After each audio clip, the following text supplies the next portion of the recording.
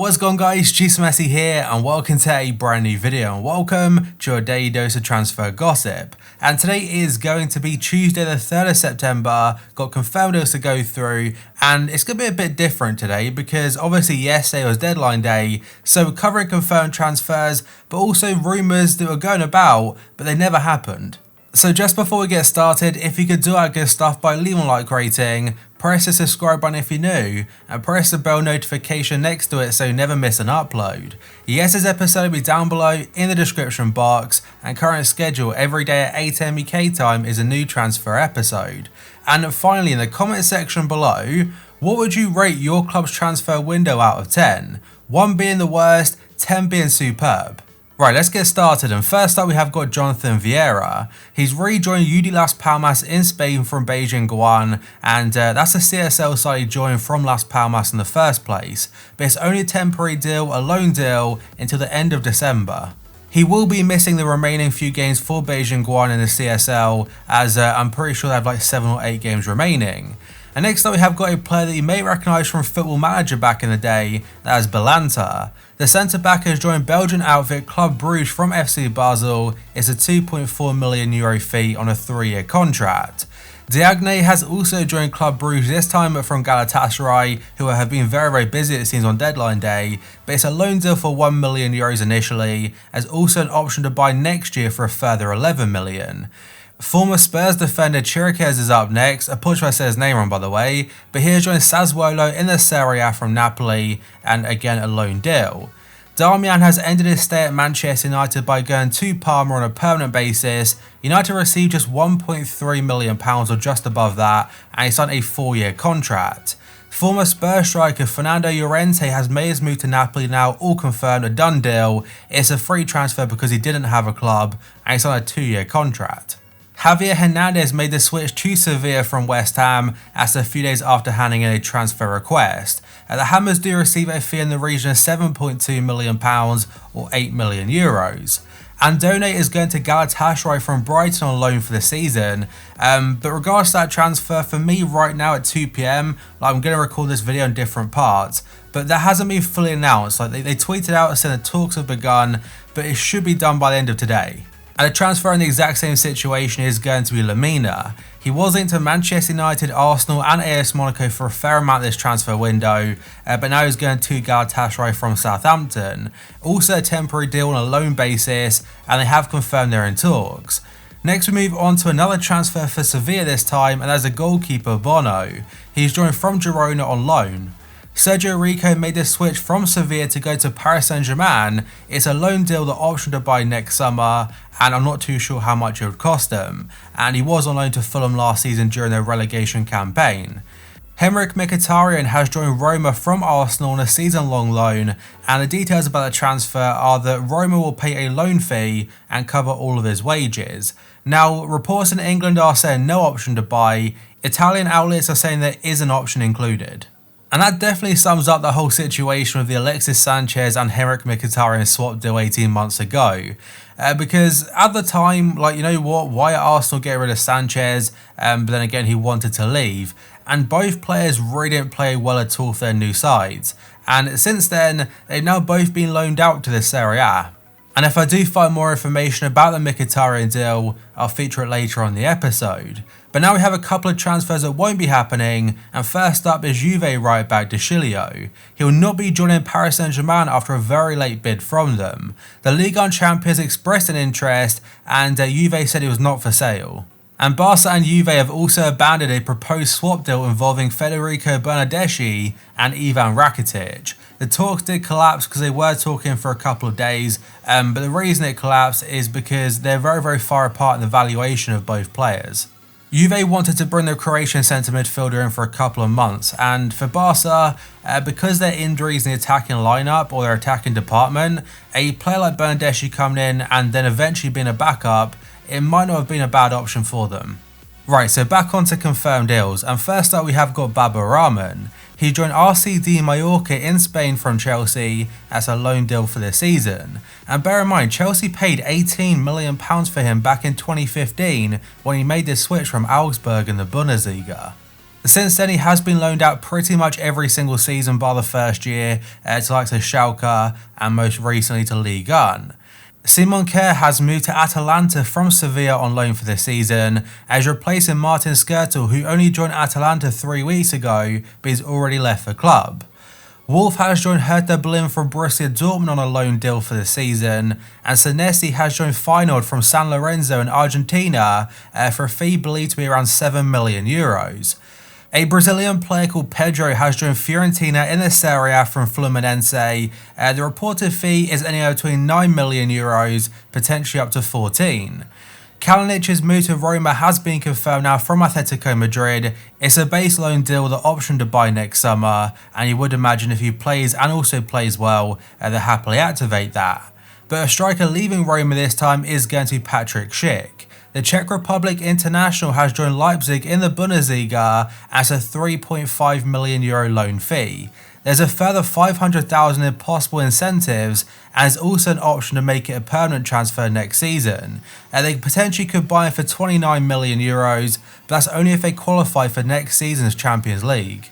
Argentine forward Rigoni has joined Sampdoria from Zenit. It's a loan deal for €500,000 and is also an option to buy, but that option could become an obligation though if certain requirements are met. Bittencourt has made the switch to Werder Bremen from Hoffenheim as a loan deal for the whole season. Asmir Begovic has made the move to Azerbaijan team at Karabag as from Bournemouth on a loan deal until January. He wasn't very happy at the lack of game time, and I'm not sure if Karabag do have Champions League football or not, but he will be their starting keeper. And now we have one of the biggest transfers on deadline day, and that is going to be Keylor Navas joining Paris Saint-Germain. He's joined the French champions from Real Madrid, and the fee is €13.5 million, and he's on a 4-year contract until 2023. PSG did start the summer transfer window, the likes of Gianluigi Buffon. They had Kevin Trapp as a goalkeeper like from Frankfurt, and a couple of others, but now they're fairly short in that area. And I'm saying that because Areola, as part of the Navas deal, he has joined Real Madrid to become the backup to Courtois. It's a 1-year loan deal from PSG, and there is no option to buy included. Griffo has joined SC Freiburg from Hoffenheim for an undisclosed fee, and I believe that's the team he joined them from in the first place a couple years ago. Luis Gustavo joined Fenerbahce from Marseille for €6 to €7 million, as also a 4-year contract. Rafinha made the switch to Celta Vigo from Barcelona, and he signed a contract extension at the Camp Nou just before going out on loan. It's a 1-year loan deal with a €1.5 million loan fee. Then we have got Dutch centre-back Wesley Hood. He joined Belgian outfit Royal Antwerp from Southampton, again a loan deal. And now we have a very short story from Le Parisien as to why Neymar didn't make the return back to Barcelona this summer. So they say PSG wanted an offer worth around €300 million for their Brazilian star. The PSG owners were confident that Barca did not have the financial means to meet them demands, and thus would keep the Brazil star in Paris for this season. Right, so I'm recording this part of the video at 11 PM, and pretty much a deadline everywhere is now passed. So if there are any transfers I've missed, I'll try and cover as many as possible. I'll probably try and put them in the comments at some point tomorrow. Right, so first up we have got Conor Plianka. He joined Shakhtar Donetsk from FC Schalke as an undisclosed fee on a 3-year contract.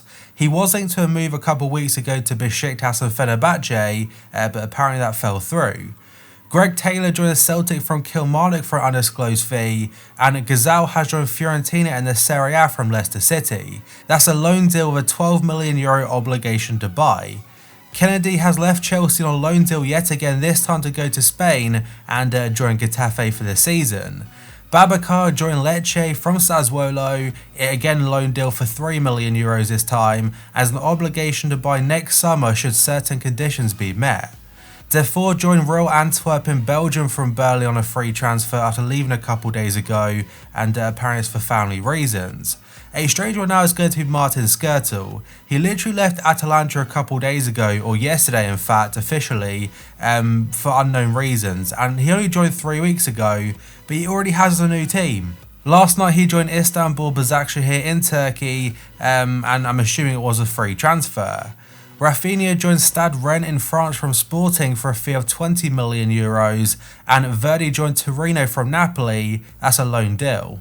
Now we have got Jesse Rodriguez, who's a player that had a lot of potential about him at Real Madrid, and it's been a very quick decline since then. But he has joined Sporting in Portugal from PSG. It's a loan deal with the option to buy. A very interesting loan though is going to be REBIC. He joined AC Milan from Frankfurt on a 2-year loan deal until 2021, and he was linked to Inter for a large part of the summer window. And a player going the opposite direction from Milan to Frankfurt is Silva. And that's also a 2-year deal for the Portuguese international. And as for Frankfurt, it means that now they've sold Haller to West Ham, Luka Jovic to Real Madrid, and Rebic to AC Milan all in one window. Besiktas brought in Diaby from Sporting on loan for the season, and Falcao was moved to Galatasaray from Monaco on a free deal. It was all announced last night. He signed a 3-year contract with the Turkish Giants, and he got an incredible reception at the airport. There's like 25,000 fans greeting him, which is absolutely nuts and crazy support, and I imagine he's already a fan favourite. And then we have got the biggest transfer on deadline day, and that is going to be Icardi going to Paris Saint-Germain. Inter finally got rid of him as a loan deal for €5 million, though some sites are saying 8 million plus 2 million bonuses. Either way though, there is an option to buy included for €65 million next season, and he signed a new contract with Inter Milan before going out on loan. So either he's signed a new deal until 2022, he goes back to Inter for 3 more years or 2 more years after next season, or he joins PSG on a permanent. And the deal does make sense because PSG, I know they have got Neymar, Mbappe and Cavani, but two of those being Cavani and Mbappe, they're out for the rest of the month. And there are still rumours circulating saying that Cavani will leave Paris Saint-Germain at the end of this season and will join Inter Miami in the MLS. And we're going to finish things on one transfer that didn't happen, and that is going to be Jerome Boateng to Juventus. It looked pretty much done and dusted and ready to go for deadline day itself, but apparently the talks broke down. And Juve were trying to bring one more centre back in because Chiellini is now injured for a while, and they were trying to get Dejan Lovren, Jerome Boateng and Mehdi Benatia. Benatia currently plays for Al Dahel in the Qatari League after leaving Juventus a couple of months ago. Juve tried getting him on loan for a couple of months, but Al Dahel rejected the offer. But that guys is going to be it for this video. So if you could do that good stuff by leaving a like rating, press the subscribe button if you're new, and press the bell notification next to it so you never miss an upload. Yes, this episode will be down below in the description box, and current schedule every day at 8 AM UK time is a new transfer episode. So thank you for watching this video, I'll see you next time.